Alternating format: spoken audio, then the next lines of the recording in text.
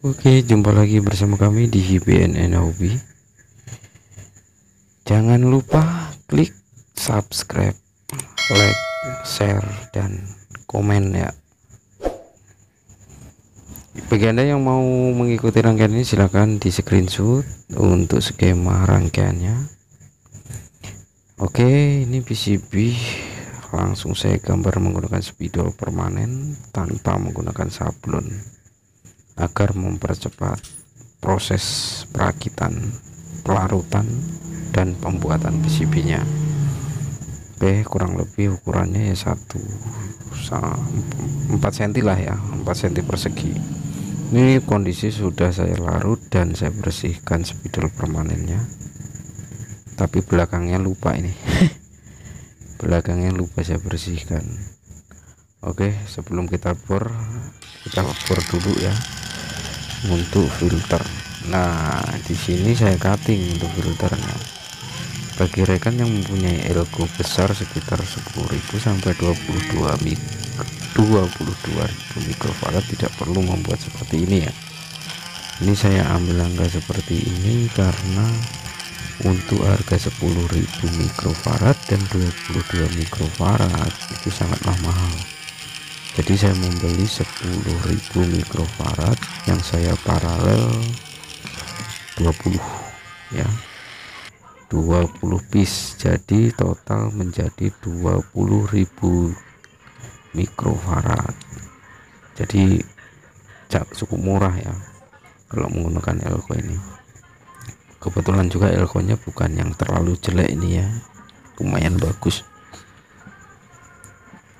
Dan kebetulan juga agak murah, ini saya beli di online ya.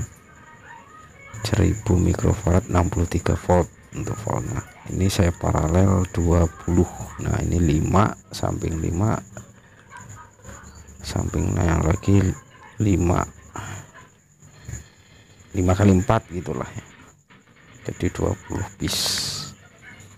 Nah, di sini kenapa saya ngebornya baru saya pasang ngebornya, karena di sini saya nggak males ngukur untuk elko-nya ya. Jadi saya bor satu persatu agar waktu kita memberi lubang untuk kakinya pas juga buat bodi elko-nya, nggak terlalu berhimpitan. Nah, itu kondisinya kan kurang geser lubang ini saya geserkan dulu karena terlalu berhimpitan sehingga dilihatnya kurang rapi ya. Nah, kurang sedikit aja udah nggak mau masuk ya. Nah, kalau rapi kan enak dilihat. Oke, seperti itu. Ini kondisi sudah tersolder ya tadi ya.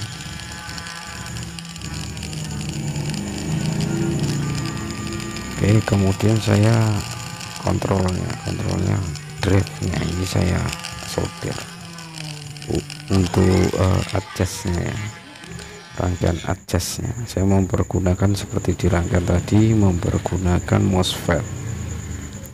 Sebelumnya saya menggunakan transistor 3055 dengan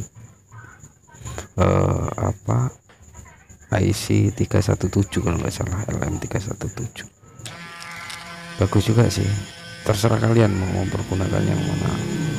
Cuman saya uji coba untuk mempergunakan MOSFET. Kalau MOSFET itu lebih gampang ya untuk mencari tingkat ampere dan voltnya. Jadi kita bisa mempergunakan MOSFET tipe N channel dengan voltase yang tinggi dan ampere yang besar, tentunya sesuai dengan kebutuhan kita. Agar apa? Nah, kelebihan untuk MOSFET ini ketika dia short, dia nol, bukannya loss. Jadi yang dari sumbernya 50 volt itu enggak langsung keluar di output power supply-nya. Kalau yang rangkaian lain yang menggunakan 3055 itu dikala dia short, rusak komponen powernya itu 3055-nya bisa keluar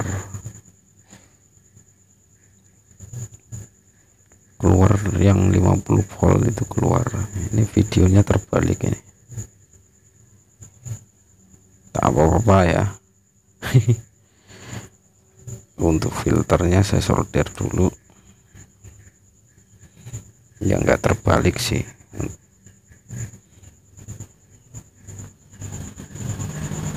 Jadi yang kita bor tadi kita tata udah rapi seperti ini, baru kita solder dulu.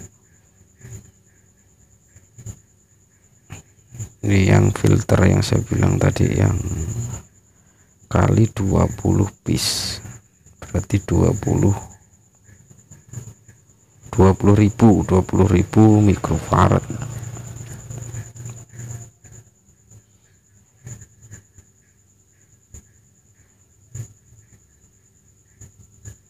Ya, satu persatu. Ini agak susah sih solderannya, kurang panas karena jalur besar itu juga mempengaruhi panas solder gitu, karena panasnya menyebar ke jalur juga, berbeda dengan jalur yang kecil. Kalau jalur yang kecil panas yang sedang aja udah cukup. Ini kalau untuk jalur yang besar kayak gini, solder saya ini kurang mumpuni lah ibaratnya, jadi kurang sedikit matang. Caranya ya kita tahan. Kalau seandainya nggak ada yang solder yang bisa di adjust ya, agak sedikit kita tahan ya. Beda dengan solder yang udah otomatis, dia yang menyesuaikan settingan yang kita setting ya, dia langsung ngejar suhu yang sudah kita setting. Beda sama kayak yang konvensional kayak gini kan nggak ada otomatis, sensor otomatisnya. Jadi kalau ketemu jalur yang besar kayak gini ya agak susah ya.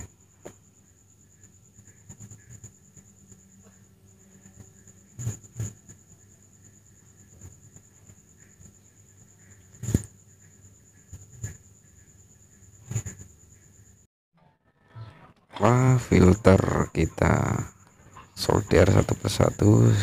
Kita solder dulu untuk rangkaian adjustingnya ya. Setelah kita pasang, nanti kita baru rakit ya. Dari trafo dia udah punya arah filter yang kita rakit tadi.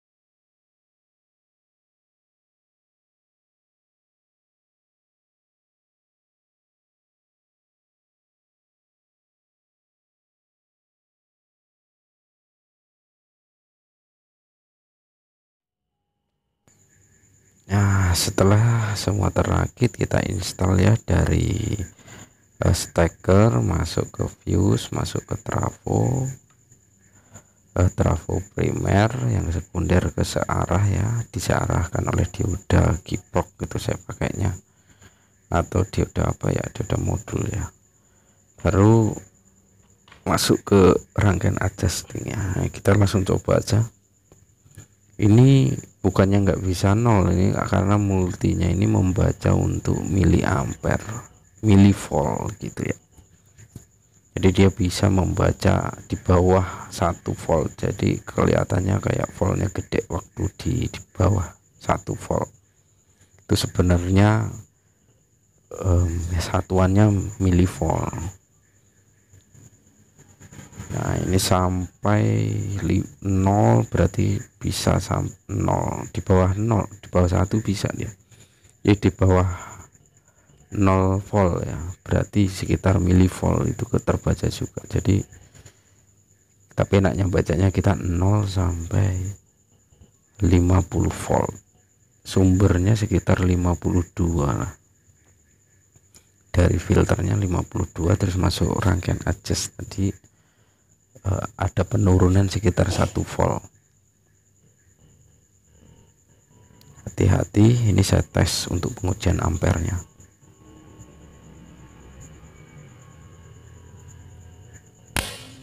Wow, mantap, nggak jebol ya. Syaratnya bukan kabel besar. Jadi alangkah baiknya output diberi fuse agar aman, karena apa, saat konslet ini bukan arus kecil ya yang kita pergunakan, melainkan arus besar. Kabel besar aja bisa terbakar kalau mempergunakan ini. Jadi diusahakan untuk mempergunakan fuse di outputnya. Oke, sampai bertemu lagi, jangan lupa like, komen, dan subscribe. Salam BNN Hobi.